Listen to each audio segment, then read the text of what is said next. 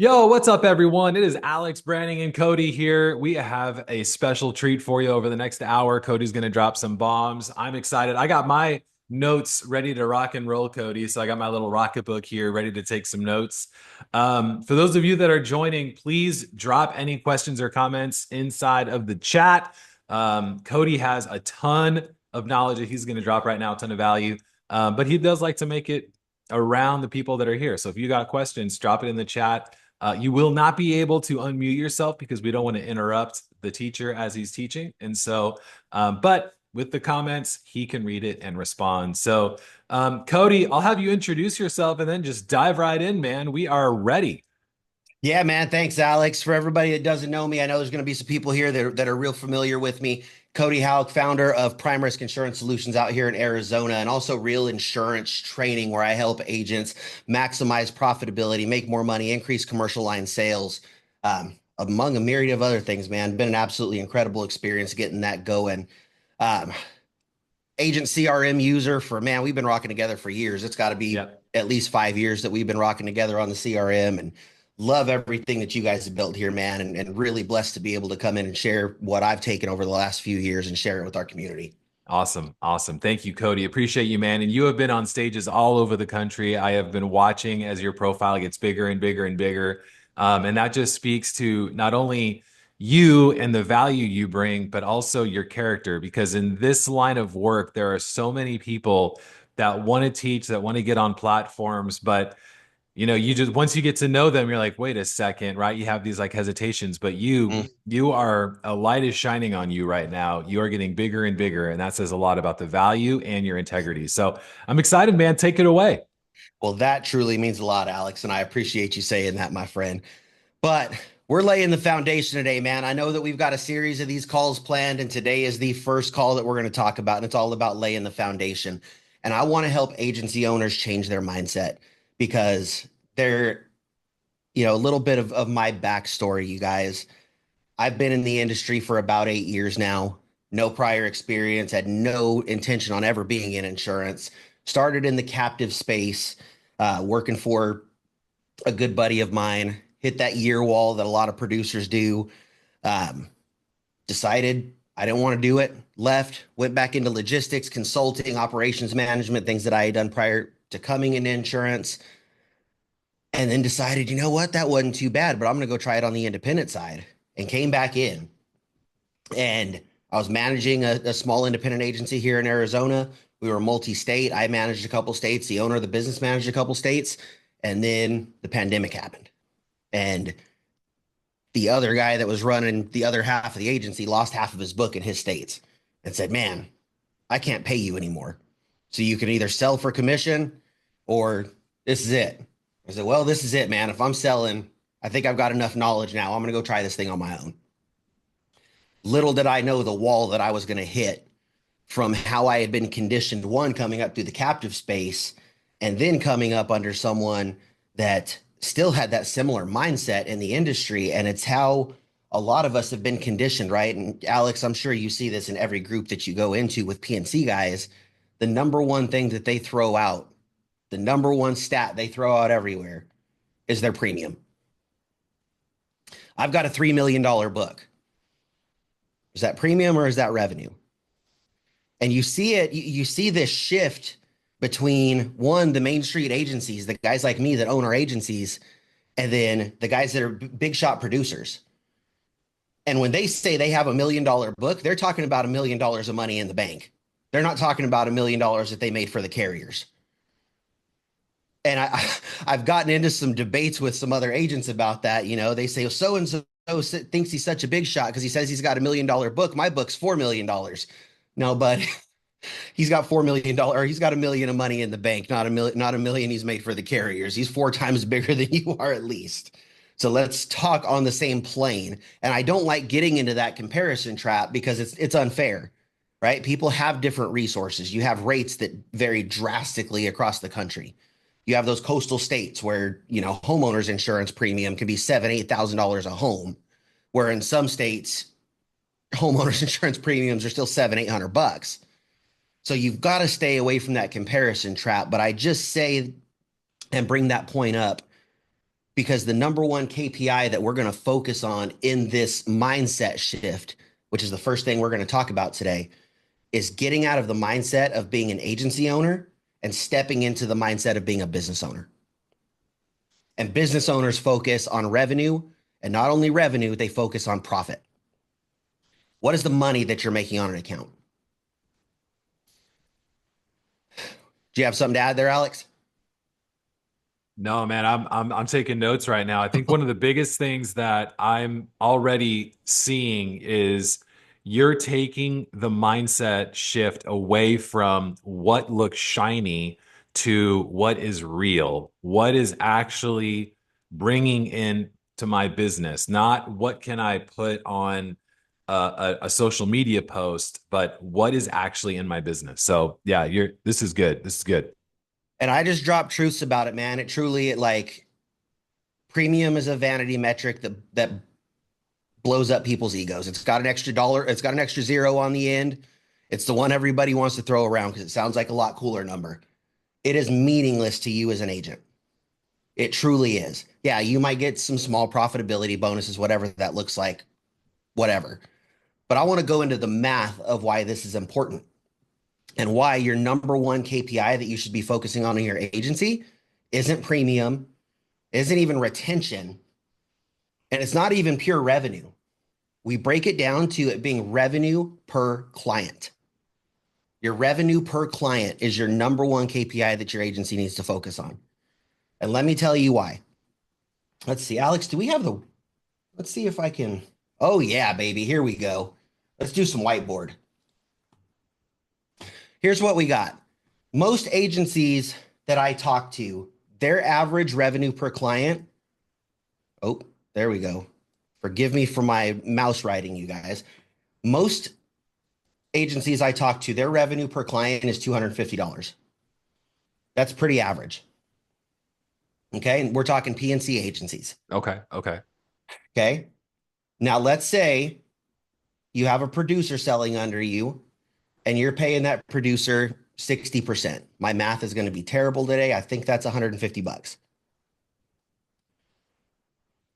That leaves you $100 left on that account. You've got to pay taxes on that. We'll say conservatively after, you fiddle your numbers and get things where you go. You've paid $20. Now you've got $80 left on that account for 12 months of servicing that client, right? You're paying a CSR. Today's market, you're paying a CSR at least $20 an hour to sit at the desk and take service calls. Let's say that this client called in 3 times for the year and took 90 minutes of your time. There's another $30 gone. Now you're at $50 of profitability on this client. Now you've got to pay your service team to remarket it, have the renewal conversation with the client, get it out the door. There's another couple hours. You've made no money insuring that person. And you wonder why you've got no money to put into marketing. You've got no money to bring on a new producer or another service person or to invest in a little bit of technology. I'm not a big tech guy, but we'll talk about that in a little bit. I think that especially if you are under $1 million of revenue in your agency, you need to keep things basic, and your number one priority every day needs to be sales, sales, sales, right? But guys, on a $250 $250 revenue per client account, your agency is making zero money. You are taking no money home at the end of the day. Now let's look at the flip side of this.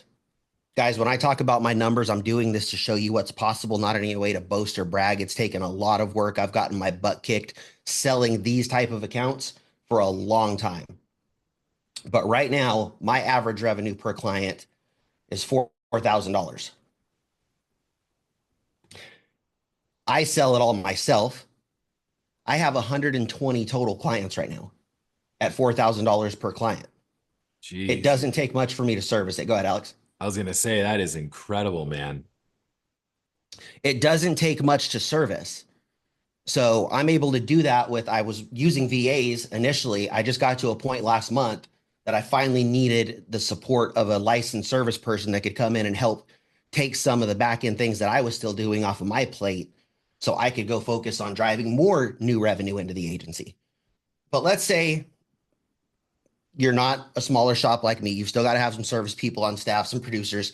Let's say you paid 60% on this account. Okay. 2,400 to your producer, right?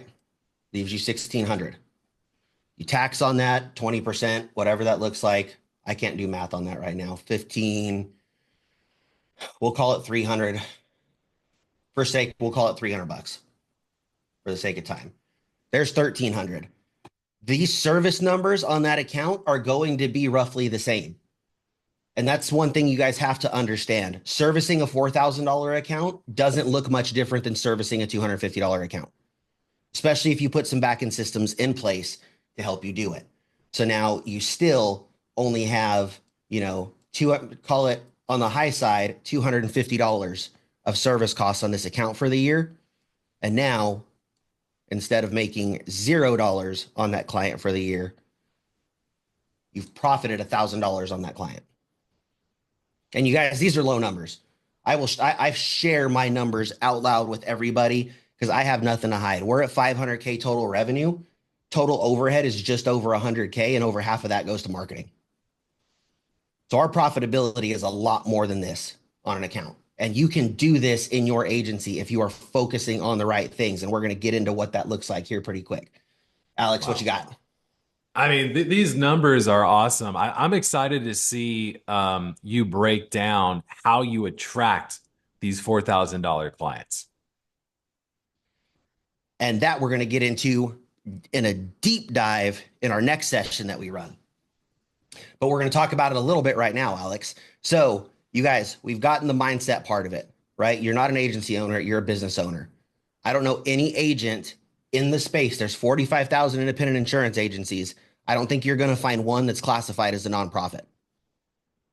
But a lot of people run their agencies that way. They think they have to help every single person that comes in the door. Everybody that's got a sad story, I've got to help them. That's not true, you guys. I'm sorry. If that is, you can shut this off right now because I'm probably going to piss you off the rest of the way. But you do not have to help everybody. Free market capitalism at its finest, baby. I get to choose who I do business with. So that being said, next step that we're going to take is defining the client avatar for your agency. Who is it that you want to have as a client? Who is your agency's ideal client? And a lot of agencies can't grasp that. And we really do talk about diving deep into niches. We go deep, we don't go wide. The deeper you get, the more money you make.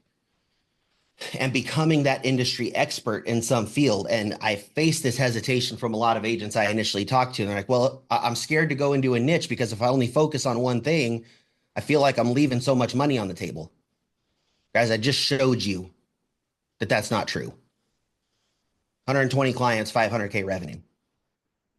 There's not an agent on here that wouldn't kill for those kind of numbers. And again, you guys, I'm not saying that out of some kind of boastfulness. I struggled. And before I made this change, I was almost out of business. After 4.5 years of doing this, I was at $30,000 of revenue in my agency. I was going to fold up, find somebody to buy what I had and go be a producer somewhere. But I took one last flyer on going all in on this, and it's paid off today. So what does it look like to build your client avatar?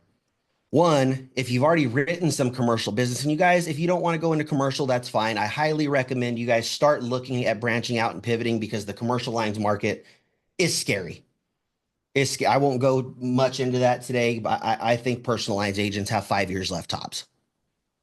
I think you need to be looking at pivots to the life and health space, to the employee benefit space, or to the commercial side. If you want longevity in this industry, you've got to do something that's going to set you apart. But if you're going to do this on the personal line side, you guys, you can craft your messaging and your ideal client around this as well. You can funnel in the right demographics, income levels.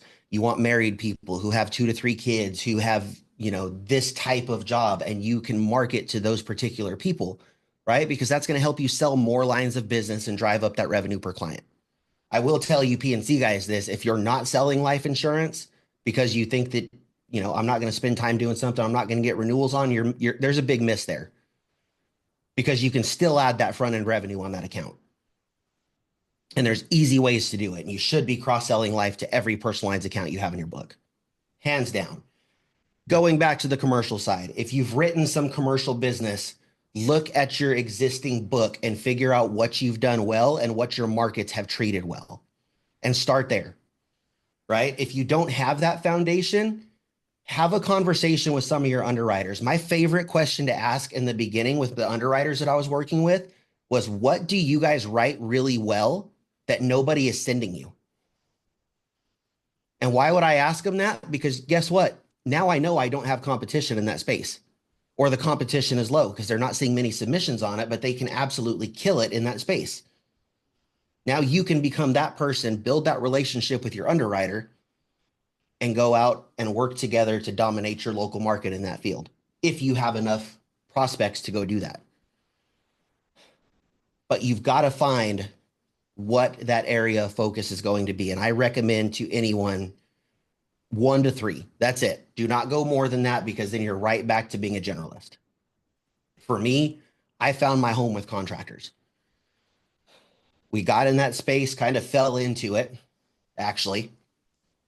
Had a couple accounts come to us, really loved working with those guys. We speak the same language. We're very laid back, you guys. T-shirts, shorts, tats.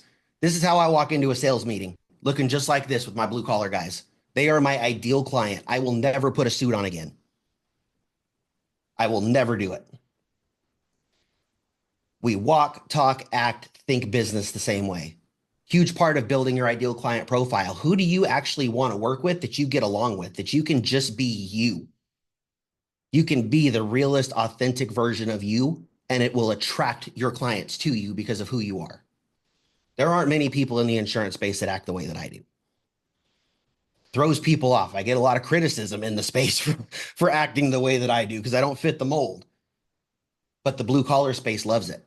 We relate to each other. We have the same values, right? But going deeper than that, from a business standpoint, developing your ideal client, it does take some technical research in doing this. You have to find some way to uncover if the niche that you're thinking about going into is viable and will produce enough prospects for you to focus on that niche. Okay, how do you do that? There are some great techs out there that you can go pull lead lists. I know there's things like Apollo. There's some free stuff, Reference USA, or I think it's called Data Axle now is what they've switched it over to. You can do some free things there for just getting general information. My favorite tool to use for pulling lead lists is insurancexdate.com. You guys, we pull on work comp X dates. It's the easiest thing to call on. It's actually the hardest thing to move midterm. So it's better that you call on work comp X dates, because if you move work comp midterm, it can screw up their mods, and we won't go into that because that's nerding out a little bit too much. But insurancexdate.com, $99 a month, can pull you every lead list that you need to set yourself up for success in your pipeline. All right. So you need a viable lead list. You need to understand what that client's metrics look like that are going to produce the level of revenue that you want to hit for your agency as far as your revenue per client goal. Okay, a good rule of thumb for that, especially like in the blue collar space, I figured out that every $1 million of sales the company is reporting can generate approximately $2,000 of agency revenue. So I know that I need to be going after companies when I do my data filtering in Insurance X-Date. One of my filters needs to be that the company needs to have at least $2 million of revenue reported. Then you filter down employees. You can go, anywhere from 1 to in there. You can put 3,000 employees if you want to go into enterprise size companies. A lot of us aren't going to do that, right? So you need to understand both your floor and your ceiling for who your ideal client is going to be. I like to fly under the radar of the big shops, right? They have most of them have minimum revenue levels that they won't prospect on an account unless it's going to bring in at least $20,000 of revenue to their agency. And that's your big boys, right? So you can make a hell of a living and build a hell of an agency prospecting in that space between, say, my floor right now is $2,500. I won't prospect on an account unless it's $2,500 in revenue. I typically focus my efforts on accounts that are 15,000 or less, because if I get above that, that's where the bigger guys in my space start fighting with me. 2,500 to 15,000 in agency revenue. You can build an amazing agency living in that space. Now, why I say you need to have the ceiling is when I started prospecting, I didn't have that ceiling. and I started chasing these monster whales. And I got an account on the phone on a cold call. First time I ever called her, operations manager gets on the phone with me and she's like, I'm so grateful that you called. I hate my agent. I just want to get out of here. I want to go somewhere else. How do I just make you my agent? You guys, this would have been a $250,000 commission on this account. Absolutely insane amount of premium on this account. And she was just ready to sign a letter to get a new agent because she hated where they were. Audits were a mess. All kinds of service complaints. We started having this conversation and they needed, I think it was over 3,000 certificates per year is what the company needed. There's no way I could have handled the service level on that account. If I would have taken it over, I didn't have the system support, anything in place to manage that, nor at that time did I have the knowledge to take on an account that size. And I would have made myself look foolish and possibly destroyed my reputation early on. So yes, dream big, but you've got to know your limitations as well. You have to be real with yourself about here's where I am right now. And as you gain more knowledge in the space, you can start to raise those standards. As you build the support and the systems, you can start to raise those standards because you're getting the knowledge and you're building the team that you can start going after accounts like that. But I will say, that middle market type thing is a big shiny object in the industry. I don't know if I'll ever go play there because, like I said, I've made a hell of a living in that 2,500 to 15,000 space. These accounts don't need much service. My largest account from a service standpoint right now, I think they got 48 certificates last year. And people think that contractors and blue collar space is certificate hell and service hell. If you train people the right way and help them understand, here's how I benefit your business. Here are the systems we have in place. We have self-service certificate options for guys that don't need the special language. They've just got to show proof. And that's one of the next things we're going to talk about is building systems. But you can build a great agency living in that level and not be stuck in that personal lines hell of hoping that you make 20 bucks a year on an account and having to have 5,000 clients to make a living.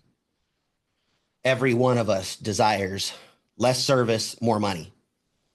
And you do that by increasing the level of client that you're working with. And it's not a hard or scary. I mean, the work is hard. Getting in front of the client is the hardest part. But it's still no harder to get in front of a $5,000 revenue contractor than it is to get in front of a husband and wife to quote their home and auto insurance. So shift your mindset around that, you guys. Understand who your ideal client is or who you want to work with, and then start to build your agency persona around that. All right. Here's where we're going to go next is we're going to talk about those systems that you need to put in place. And Agent CRM is going to get a big plug here because they are one of the best tools that I have in my tool belt from multiple standpoints in my agency. We're going to talk about work systems, and then we're going to talk about the tech systems. Here's where this is important to focus on, you guys, is everybody thinks that there's some magic pill out there, some magic piece of tech that you can buy and just flip this switch, and then your pipeline's going to be full all the time. You can travel to Costa Rica and sit on the beach, and this thing's just going to sell policies for you. If anyone ever tells you that, run as fast as you can the other way, because it is absolute crap. You guys, if you've never read the 10X rule by Grant Cardone, I'm not a big fan of their sales systems and the way that they teach sales. You can see it right back there behind me. It was a life-changing book in helping me understand the mindset and the discipline and the focus and the work ethic that you have to build anything successful. Anything that you do is going to be 10 times harder than you think it's going to be. Alex Hormozy has one of my favorite quotes about this. He said, you can go into something thinking it's going to be hard, and it's still a hell of a lot harder than you ever imagined that it was going to be. And that is the God's honest truth. I was just having this talk with my kids the other day that we look at life and we think there's this big mountain in front of us. And when I get to the top of that mountain, what's on the other side? We think we're in the clear, going to be smooth sailing from there. There's a plateau up there that we're just going to start coasting across and be able to move real fast. But that's not true, because you know what's waiting for you on the other side of that mountain? There's another damn mountain there. And you know what's waiting for you on the other side of that one? Another mountain. So when you get in this mindset and understand that life is about climbing the mountains, and then you become a mountain climber and you enjoy climbing the mountains, things change exponentially. What challenge is up next? And that's where our systems come into play, right? Because we have to be disciplined in the way that we structure our day. If you are under $1 million of revenue, I'm sorry, your retention numbers don't matter much. Your retention between 80 and 90% isn't a deal breaker for you. Your main focus should be putting revenue in the bank until you hit that $1 million mark. Yes, we be treating our clients great? 100%. Should we be making sure that we do not lose clients due to something that we've done internally? Absolutely. I will tell you this, and this will be a very controversial statement I make. I don't think your retention should ever be over 90% because you should be purging the bottom 10% of your book every year. You should be replacing your bottom 10% performing clients with higher performing clients every single year. Take that as you will. I fire 10% of my clients every year for the last 2 years, and I replace them with higher performing clients. Again, more money, less service. When you say your low performing clients, how do you grade a low performing client? Is it the number of service like tickets that you see that they're sending you, or how is it that you're determining that? I'm so curious. I go, dude. I'm simple, man. Profitability is it. Some people can keep that status, right? I'm not going to get rid of somebody if they're a lower revenue account themselves, but they have a track record of sending some better, bigger referrals.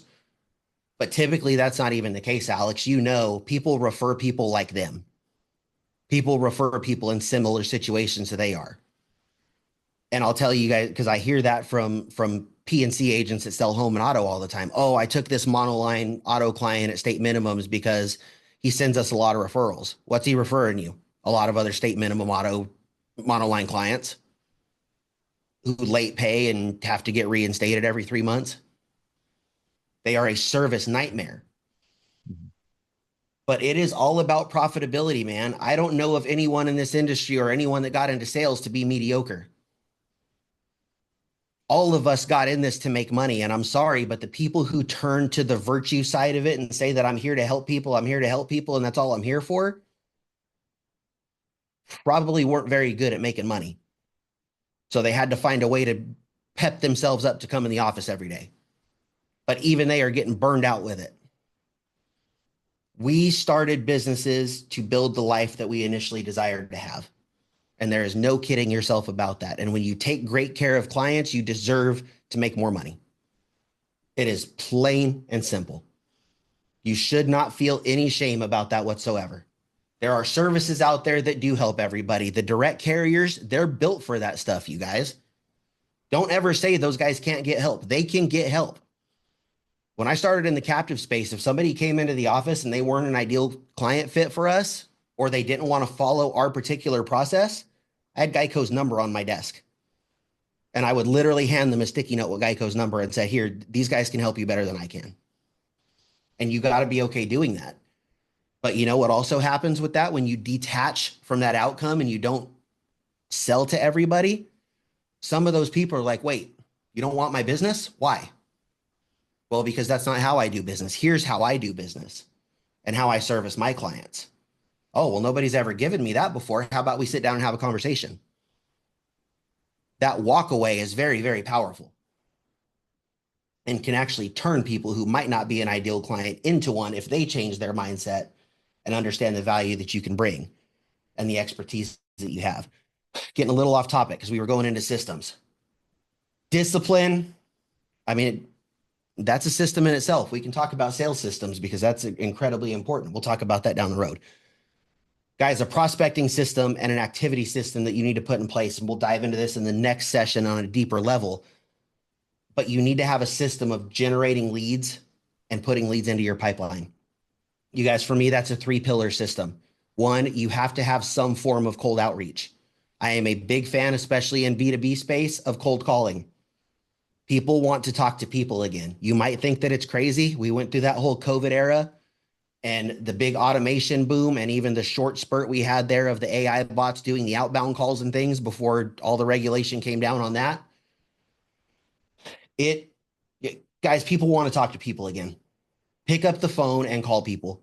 And you don't have to sit there and do it all day. If you put a good, solid prospect list together, you can call 2 hours a day, 4 days a week. And I guarantee you, if you do it 50 weeks out of the year, that will produce $100,000 of revenue for you. 2 hours a day. But you have to be disciplined and commit to doing it. So there's your cold call system. I recommend having some email outreach on the back end of that, because when you start calling these companies, most of the time you're going to get a gatekeeper on the phone. You're not going to get the decision maker, and they're going to give you the email address of the decision maker a lot of times. So you need to have a good drip strategy built in for when you can't reach people. Again, not a magic pill, you guys. If anyone ever tells you I'm going to give you this cold call system or script and it's going to produce a 90% conversation rate and a 50% close rate, run. Never going to happen. It is 100% a numbers game. Simple script. You want to talk about your insurance renewal this year or not? Yes or no? If they say no, get out of there, call the next person. You got 49 more people you can talk to today. But especially if you're just starting to build a book, you can't sit back and wait for things to come in. It is the outbound activity that is going to push you into that momentum and start to bring clients in the door that will then generate your referrals and generate your reviews and your online social proof that then can drive people into the door. But that's not going to happen right off the bat. And anybody that tells you can go just start building a referral network is crap, because you have no credibility to build a referral network on. You have nothing to stand on. Part two of that is you have to have a targeted and very strong and intentional social strategy. It is a must today. Social media is the most powerful sales tool that has ever existed. And there's no questioning that. But people use it so incorrectly. You want to use it as a personal journal and a place to go express all of your political beliefs and troll people and all your sports opinions. You guys, there's a personal component to it, but everything that you post from a personal level should be very strategic to connect with the persona of your ideal client that will then attract them to you and make them curious about who you are. It is not a journal for you to go share your personal beliefs and vent your frustrations. I'm going to make that into a quote and post it everywhere, because so many people need to hear that. When we post things that are not building relationships with our ideal clients, we are scaring away people who are our ideal clients. You are either attracting them or repelling them. There is no neutral social media post. 100%. And you guys, I'm not telling you to not go post your political stuff or your religious beliefs or any of that, because that can 100% be a part of what your ideal client profile looks like. If you only want to work with people who look, think, and act like you, that's 100% fine. I will never knock you for that, because guess what? Half the country acts the way you do, half the country doesn't. Half votes the way you do, half don't. Half have the religious beliefs you do, half don't. Either way, you're not getting everybody. So go 10x on the people that you want and just be that. That is 100% okay, but it all needs to be strategic with the goal of attracting people to want to know who you are. If you go watch a lot of my profiles, and I run my social medias different. Facebook and Instagram are a lot more personal stuff. You'll see a lot of posts about me in the gym and my health journey over the last couple of years. Me hanging out with blue collar guys. That's my place that I market my insurance products. You go over to LinkedIn, it's more advice like this. It's more from the coaching side, because you know who my audience on LinkedIn is? 95% of them are insurance agents. And for every one of you, if you're listening to this and I watch you, you are making insurance related posts over on LinkedIn about homeowners insurance and call me for a quote. And your audience isn't there. I don't even know why you're wasting your time doing that. Your audience is on Facebook, Instagram, and TikTok. Your audience is on YouTube. If you don't have a YouTube strategy right now, you are missing the boat big time, especially if you're not learning about YouTube ads. YouTube ads is going to be the biggest opportunity for you to get directly in front of exactly who you want to insure for the next 5 years. Guaranteed. But here's why this is so important, you guys, and why we pair this. You have the cold outbound going. All right. You get a decision maker on the phone, you make a quick pitch, you get them interested, and they say, yeah, I want a meeting with you. Let's take the next step. That's like you've submitted your job application to them and it's piqued their interest. You know what they're going to do now? Now they want to go review your resume. And you know what your resume is? Your social content. If they can't find you on social media talking about the problems that you are telling them that you are going to solve for them, you're either going to get a no-show or a cancellation on that meeting.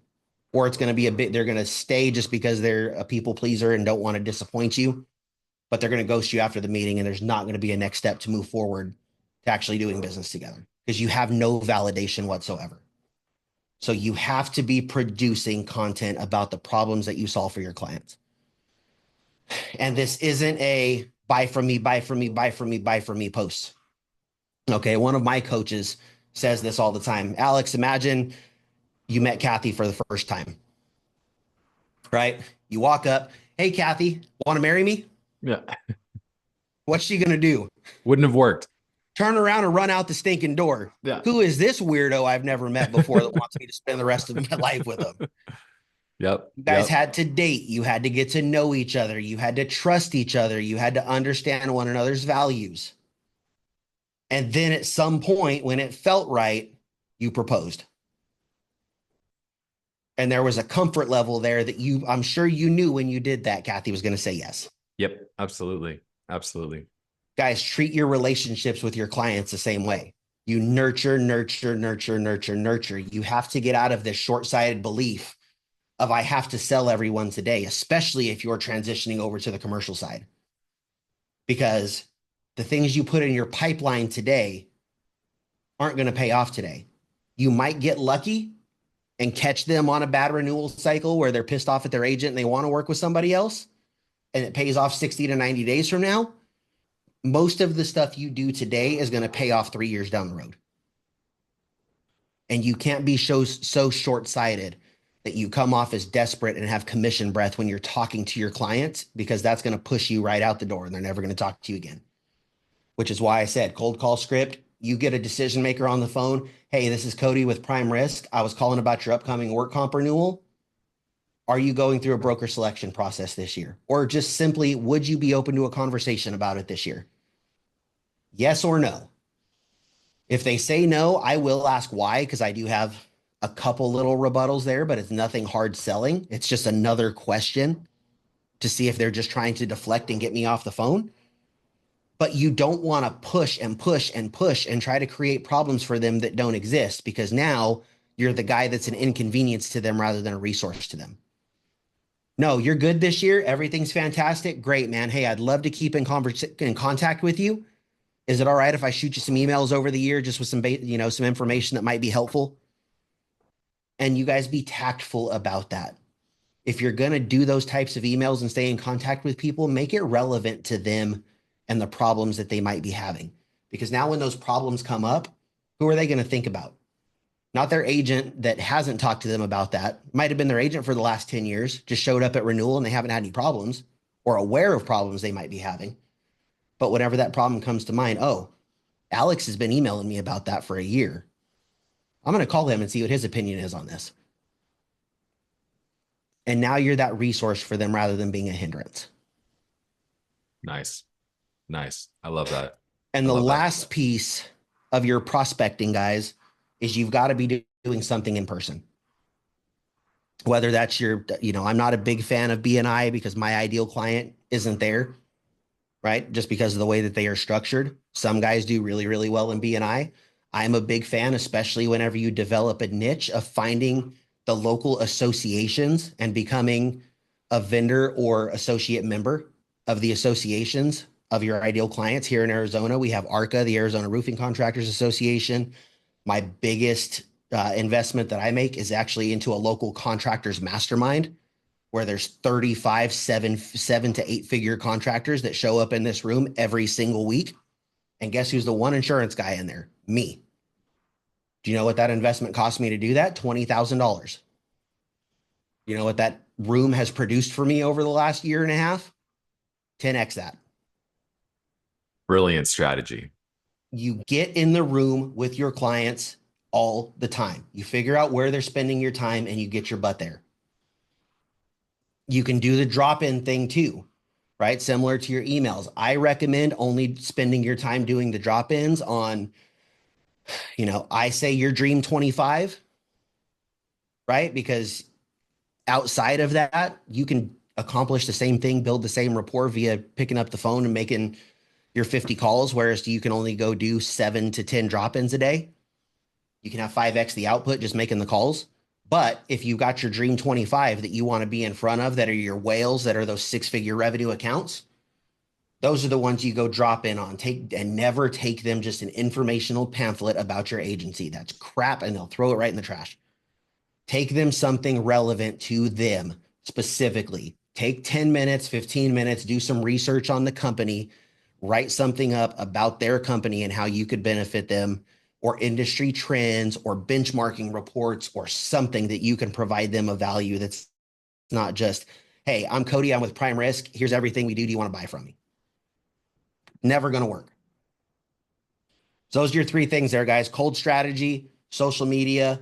Social media needs to be incredibly strong and focused. When someone comes into my coaching program, the first thing that I put them through is called the Real 100. Part of that is you have to make 100 social media posts. You got to do one a day for 100 days. Love I that. guarantee you, if you do that and you make that a focus, you will see your revenue start to skyrocket. I had a guy, he didn't even have a Facebook profile whenever he came in. Created his Facebook, posted his first video, and off of that video, he wrote a $3,500 revenue towing company.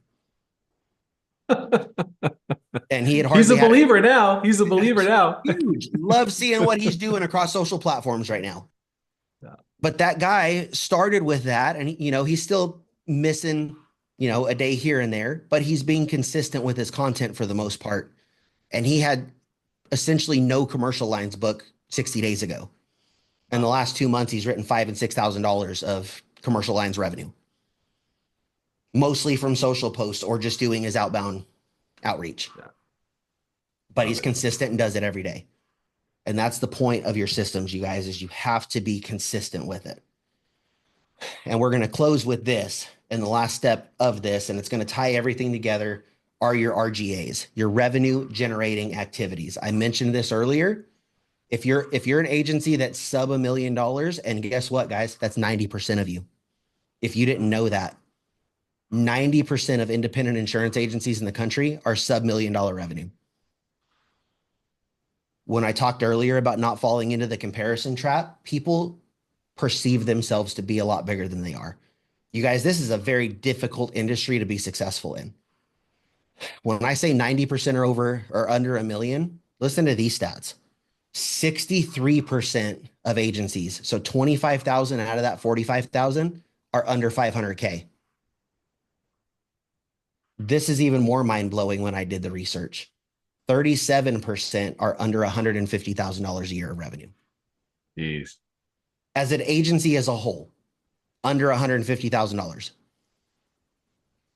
It is wild, but it shows how difficult it is to really build something at scale in our industry, you guys. So know if you're struggling, you're not alone.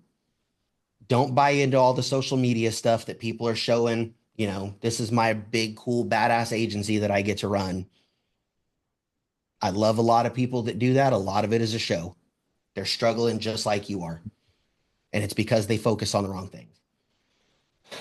Revenue generation is the number one thing you need to be focused on every day. Love what Hermosi said a few months ago. You need to be spending a minimum of 4 hours a day getting people to know who you are. Yeah. A minimum. So that is your cold calls and your social. Needs to be a focus every single day. And you can't skip one and just do the other. if you're just starting out, or especially if you're sub 500K revenue, guys, that cold piece is crucial. You Mhm. have to take control of putting people in your pipeline, because when you're doing social, or you're doing even, the leads and things like that, unless you're months and months down the road and you know exactly what your ROAS is on that, it's still hard to measure. And those are long-term investments that a lot of you guys at this point don't have the money to invest in that long-term strategy yet. We need to get you there. We need to build that bank account up so you guys do have the money to invest in the advertising on Facebook, Insta, Google, whatever that looks like. But you guys don't understand the investment that takes a lot of times. I see a lot of agents say, who's the Google ads guy that's going to be able to get me an immediate return? The best ones are going to be honest with you and tell you that if you don't have $25,000 to just light on fire to figure out your targeting, don't even go down that road, because you're 6 months and 25 grand just to figure out your targeting when it comes to Google and figuring out what keywords you need to be going after. But it costs you nothing to pick up the phone and start calling people every day. Mhm. And then after 90 days of doing that, you guys, you're going to see your stats and be able to predict your revenue. Because if you're dialing on accounts that are a minimum of $2,500 in revenue, and you make 50 calls a day, and your 50 calls a day results in 3 appointments, right? And those 3 appointments result in 2 quote opportunities or 2 proposals. I hate quote opportunities. Forgive me for saying that. Result in 2 proposals that result in 1 close, right? Now you know that every week you can close a $2,500 account, which will result in $10,000 of revenue for your agency. Mhm.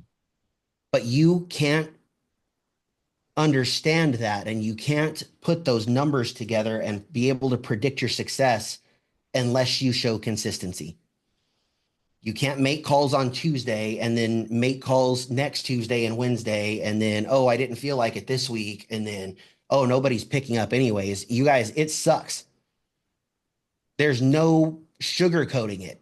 Picking up the phone and calling people sucks. But I'm telling you that if you do it 4 days a week, 2 hours a day, it will put $100,000 in your bank. Is that worth 2 hours a day of suck? Absolutely. 100%. Nobody's going to say it's not.